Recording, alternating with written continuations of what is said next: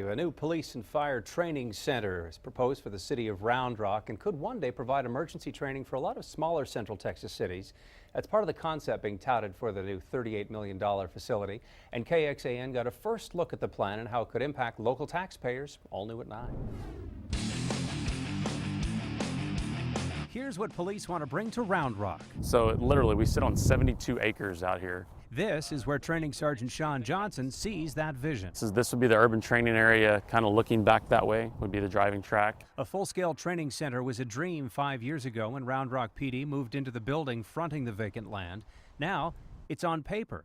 The plan predicts a new public safety facility could cut training costs in half. Right now, we currently send our officers all over the state of Texas and the United States. Annually, that costs $580,000 to travel to specialized venues like a tactical training facility at Fort Hood or a driving school in Brazos County. The argument for having regular, accessible, advanced training is officers don't lose skills they need for uncommon but high-risk work. We have to make sure that the officers we're putting on the street are a well-rounded package. It's very exciting. Similar enthusiasm over at the fire department, where taxpayer dollars also fund visits to training centers like this one in Bryan, Texas.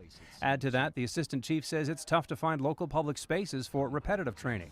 And one of the things Round Rock Fire says they can't do very frequently right now is take a big 80,000-pound truck like this out to, say, the Dell Diamond parking lot. That's because these big tires can tear up the pavement out there. Having an area that's designed specifically for that is going to be valuable. Ultimately, Training Sergeant Johnson sees a day when city police, fire, and Williamson County EMS collaborate more often. All three could train together, and you don't get that often anywhere.